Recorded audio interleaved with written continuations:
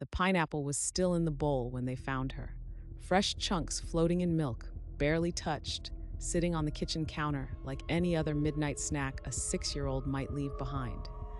Except JonBenét Ramsey would never finish eating anything again. She was America's little beauty queen. Blonde ringlets cascading over tiny shoulders, draped in sequined gowns that cost more than most people's monthly rent. JonBenét, Patricia Ramsey, lived in a world of tiaras and talent competitions, where spray tans and false eyelashes transformed children into miniature adults under blazing stage lights. Her mother, Patsy, had been Miss West Virginia in 1977. She knew that world intimately, its rhythms and demands. The early morning hair appointments, the choreographed routines, the way you had to smile even when your feet hurt in those little heels. By age 6, JonBenét had already claimed titles like Little Miss Colorado and National Tiny Miss Beauty. She could sing, she could dance, and she had that rare quality that made judges lean forward in their seats. The Ramseys lived large in Boulder, Colorado. John Ramsey had built a computer company worth millions.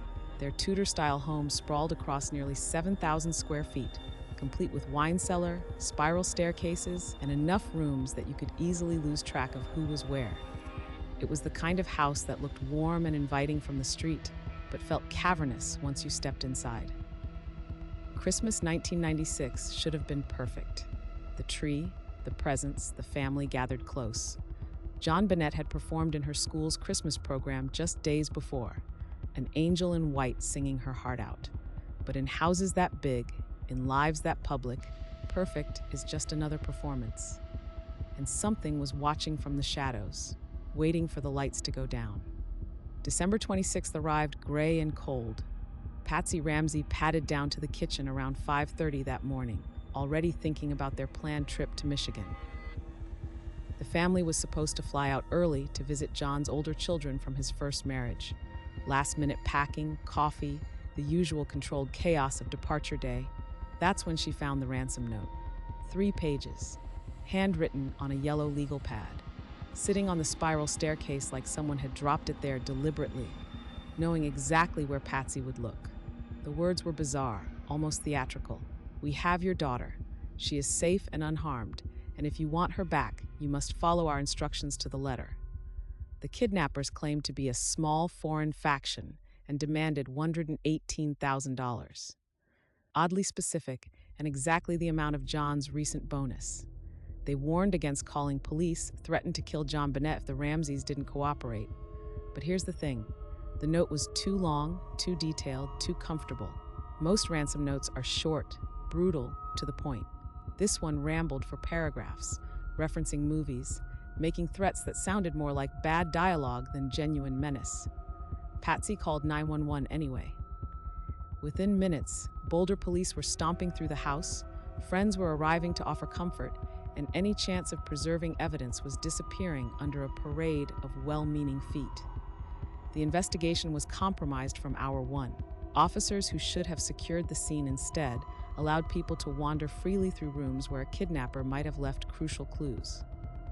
John Ramsey spent the morning in his study, making phone calls, trying to arrange the ransom money. The kidnappers were supposed to call between 8 and 10 a.m. 8 o'clock came and went. 9 o'clock. 10. No call. By afternoon, Detective Linda Arndt made a decision that would haunt her career. She asked John and a family friend to search the house again, just to see if they'd missed anything. They headed to the basement. John Ramsey opened the door to a small storage room they called the wine cellar. In the darkness beyond, a white blanket covered a small form on the concrete floor. He knew immediately. The sound he made, Detective Arndt said later, it was like nothing she'd ever heard from a human throat. JonBenét was gone. The beautiful little girl with the pageant smile had been sexually assaulted and murdered in her own home. A garrote made from cord and a broken paintbrush handle was still around her neck. Her skull had been fractured by a devastating blow to the head. Now sit with that for a second. Someone had killed this child with items found inside the house, then taken the time to wrap her in her favorite blanket and place her gently in that cellar room. The crime scene told a story of both violence and tenderness, rage and remorse. contradictions that would puzzle investigators for decades. The evidence was a puzzle with pieces that didn't fit. No signs of forced entry, no footprints in the snow outside.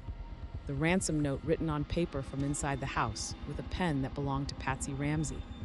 But there were also unidentified DNA traces under JonBenét's fingernails and in her underwear. Genetic material that didn't match any family member. The Boulder Police Department found themselves investigating their first murder in years, and it showed.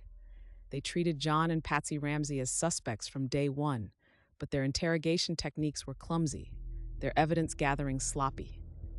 The media circus that erupted outside the family home didn't help. Camera crews camping on the lawn, reporters shouting questions, talk show hosts dissecting every detail of JonBenét's pageant career like it held the key to her death. America became obsessed. This wasn't just another child murder. This was a story that hit every cultural nerve.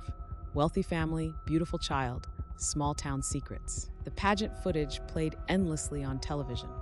JonBenét in cowgirl outfits and ball gowns, singing and dancing with the poise of someone 3 times her age. People watched those performances and saw either a little girl living her dream or a childhood stolen by stage mothers and glittering ambitions. The investigation splintered into factions. Boulder police remained convinced someone in the family was responsible. District Attorney Alex Hunter's office seemed more skeptical. The FBI profilers who studied the case couldn't agree. Some experts looked at the evidence and saw signs of an intruder. The basement window that appeared forced, the scuff mark on the wall, the neighbor who heard screaming around midnight. Others saw staging, a cover-up, parents protecting themselves or each other. For years, suspicion fell heaviest on Patsy and John Ramsey. The timeline seemed too tight for an outsider.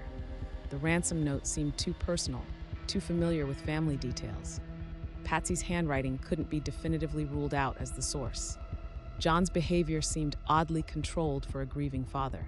Their lawyers circled the wagons while detectives circled them, and JonBenét's murder became a cold case wrapped in accusations and innuendo. Then there was Burke, JonBenét's 9-year-old brother. Some investigators theorized that sibling rivalry had turned deadly, that Burke had struck his sister in a moment of childhood rage, and his parents had covered it up to protect him. Burke, now an adult, has always maintained his innocence, but the whispers followed him for years. In 2008, 12 years after JonBenét's death, DNA technology finally advanced enough to test those unidentified genetic traces more thoroughly. The results were startling. The DNA appeared to come from the same unknown male, found in multiple locations on the child's clothing. District Attorney Mary Lacey took the unprecedented step of officially exonerating the Ramsey family, acknowledging that the DNA evidence pointed toward an intruder. But exoneration didn't bring peace. John Ramsey lost his wife Patsy to ovarian cancer in 2006, 2 years before she could see her name cleared. She died still under the shadow of suspicion, still fighting to convince the world she hadn't killed her own daughter. The weight of that injustice is something no parent should carry to their grave. The case remains open. Somewhere out there, a killer walks free, carrying the genetic signature that could solve this mystery once and for all.